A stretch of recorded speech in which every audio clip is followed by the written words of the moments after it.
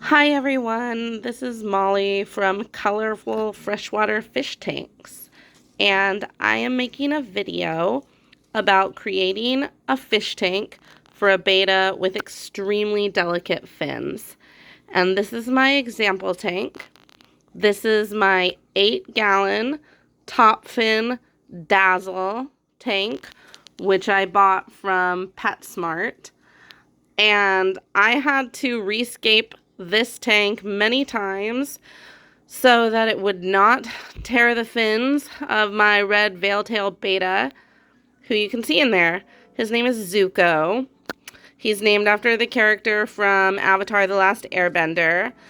And I have his tank decorated in reds and oranges because Zuko's a firebender, of course, if any of you watch Avatar. Um, and you can see why I would have named this fish that. He's beautiful. He's red. He has super long fins. They're super delicate.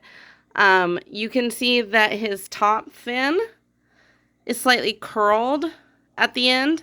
And I believe that that has happened because that fin has gotten torn quite a few times.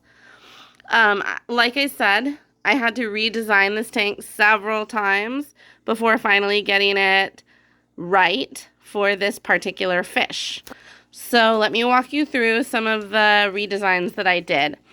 When I started out with this tank, I did have a few real plants. I like to include real plants in any fish tank, especially any betta fish tank, because they love swimming in the plants. They love the feel of them. And also it improves the water quality by quite a bit to have real plants in a tank. So he did have a few real plants, but he also had quite a few silk plants and a couple of plastic plants. And he had this little house that you can buy at a few different pet stores. It's on the market still, I think. And hi, Zuko. There you are. It's like a little red house with like a little porch and a couple of little fake pieces of bamboo. And I thought it would be super cute in his tank. And he kept tearing himself on it over and over again on various parts of it that didn't seem that sharp or jagged to me. And I did try filing things down, and that didn't work.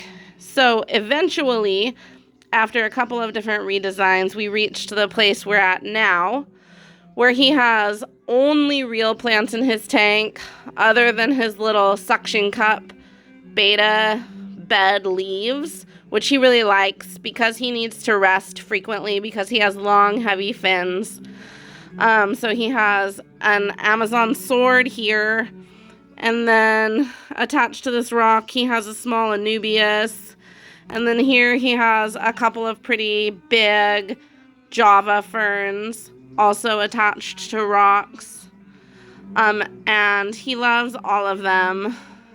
And his little house, because it wasn't working and I wanted to just go straight ahead for something ultra smooth, I went to the thrift store and tried to find something red that I liked. And I found this old glass faceted red bowl. And I put it in here sort of up like this so that it's like a little cave, and he sleeps in it all the time. He loves it, and there's no way on earth he could tear his fin on it whatsoever. You see a little tiny plastic plant back there actually still.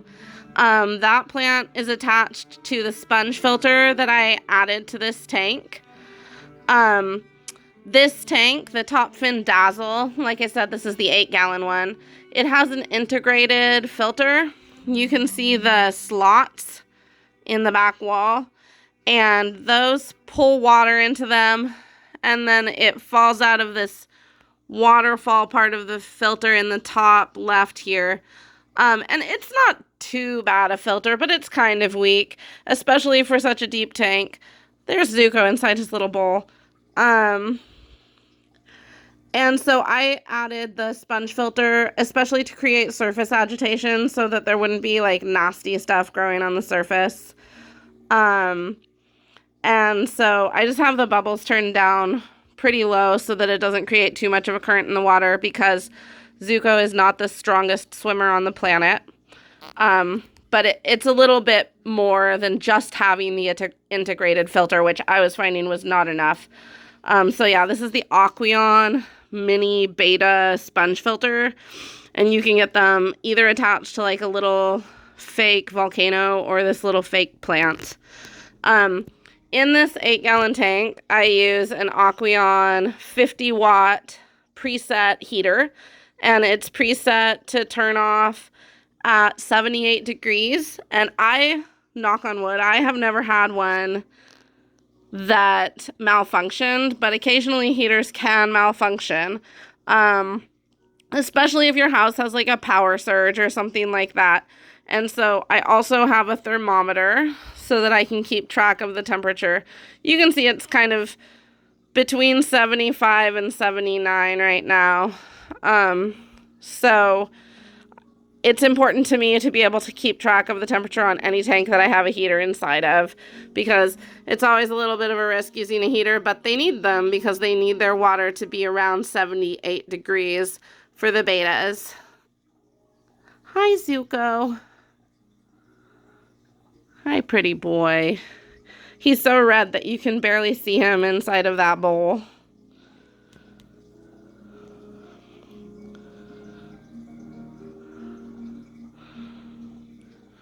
I think that Veiltail Bettas, which are the first fancy tail type of beta that was bred, I think that they're beautiful.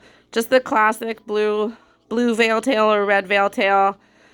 Sometimes their fins get so long, I almost feel sorry for them, but they're incredibly gorgeous. They remind me of living flowers.